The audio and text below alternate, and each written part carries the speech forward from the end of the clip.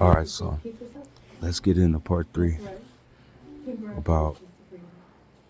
So I told you all about my dreams that I was having, and like I didn't even tell you all the dreams. Like I have some that I don't remember, but I have some that I do remember. Like I also had another one that I was with my son, and we were at a grocery store, and there was this train in front of the store, and it had like these dinosaurs on it.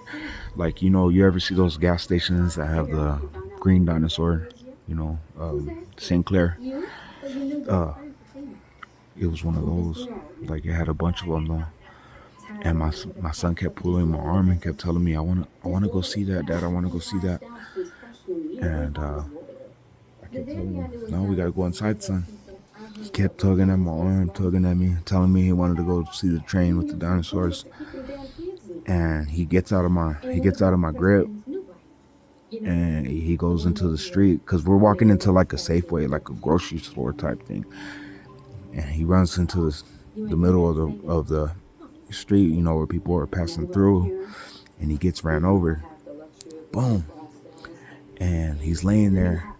And I'm like, son, like, I'm freaking out. Like, man, I just, like, in my dream, I'm just thinking, like, damn, I just lost my son, like, what the fuck? And I run over to him, and I look at him, and he turns and he looks at me, and I'm like freaking out, like, is he alive?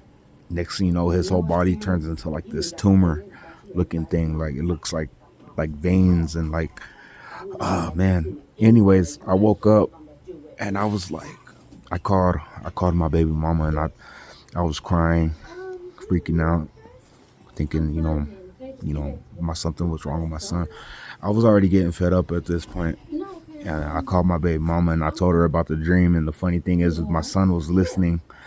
I didn't know he was listening on the other end. And he started laughing when I told him about the part where he turned into a tumor. But anyways, so I'm on Facebook, and it's not uncommon for a lot of people from California to add me on there. Got a lot of homies on there on my Facebook, and this girl adds me, or I add her. I'm not completely 100% sure, but she messages me and she tells me, hey, I'm from California, my name's Whoop De Woo, and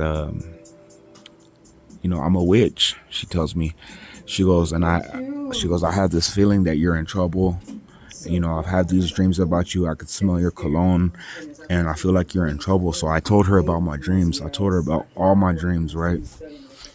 And I even spoke to another guy that his name's Wolf Castle. Shout out Wolf Castle. He would talk to spirits for me, and he basically told me that the girl that I was, dealing with, Angel, she was, she was playing with me, like she was doing something.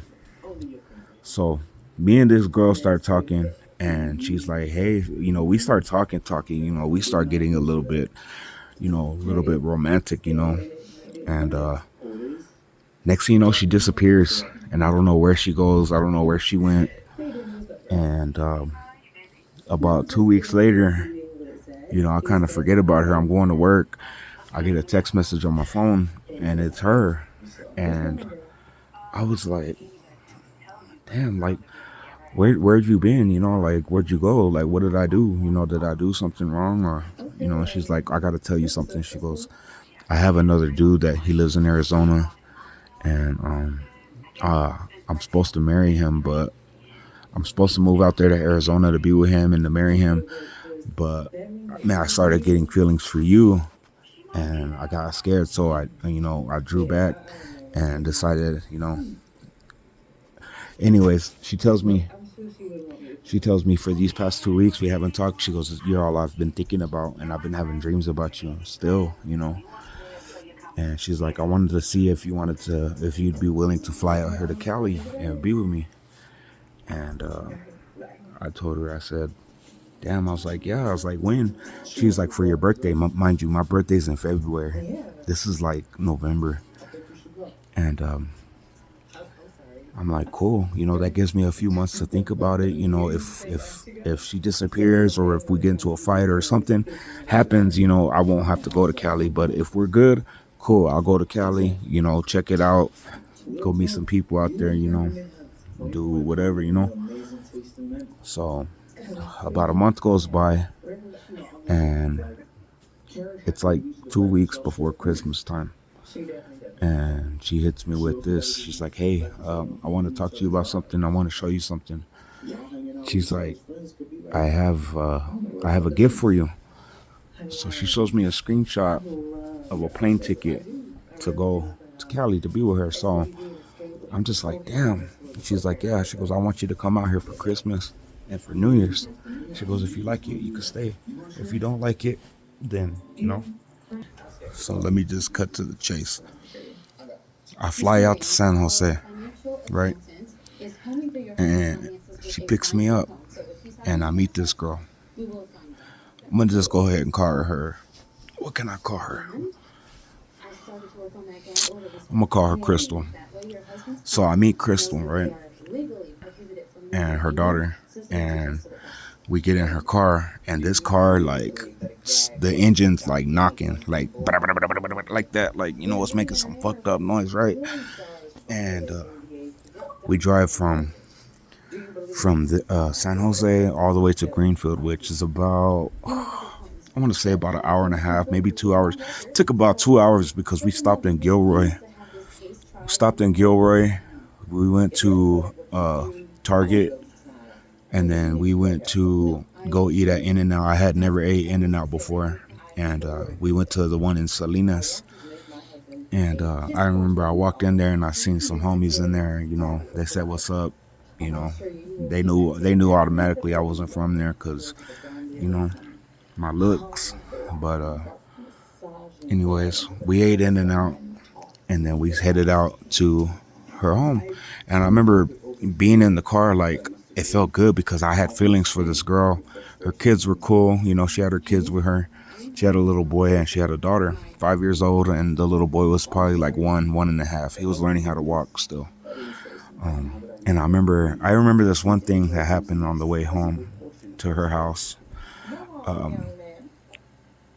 We saw an ambulance with the car following right behind it, and she started crying. She was a real emotional person. Like, when it came to stuff like that, she was a really, really emotional person. So she started crying, and I'm like, "What's wrong with you?" She was like, "Somebody's family member just died in that ambulance." She's like, "I could just feel it." She goes, "I could feel it." She goes, "You see the car following behind the ambulance?" She goes, "I just have a feeling that that person died." And I was just like, "Whoa!" Like, I kind of felt it too, like I kind of felt like this deep feeling in the pit of my stomach, like I felt sick to my stomach, kind of. Anyways, we get to her house, and I knew this girl would drink. I was an alcoholic, full blown alcoholic. Like, I had to have alcohol on me all the time. When I was on the plane, I had alcohol. I just, but I didn't know that this girl was like a angry drunk. You know what I mean? Like, one of them type. So we get to her house, and everything's cool. Next day we get up, we go out. She drives me around the valley, out there in Greenfield. Takes me by the vineyards, takes me by all the fields, takes me to all the schools and the mission. I forgot the name of that mission, but I have to figure it out. But I had a rosary from there too. So the rosary that I had got from the first witch, Angel, I have a video I might post on my TikTok. I'm not sure yet, of me. I poured salt on top of the rosary, and the salt started jumping off of the rosary. Like, it just, she told me to do that. She was like, that will cleanse your problems that you're having. So I poured the salt on the rosary, and the salt started like shooting off of the rosary, of the beads and shit. I got a video of it. I might post it later. I'm not sure yet, but I don't know. Skeptics might say it's fake. I don't know. Like I said, you weren't there, you didn't live it, but and I have my witnesses too. So, anyways, so I'm in Cali with this girl. Next morning we wake up, we go around, we're drinking, we're smoking, we're just chilling, and she takes me out to this mission. She buys me a new rosary. She takes me out there to the Green Bridge, which if you're from Salinas or anywhere out there, you might know what bridge I'm talking about.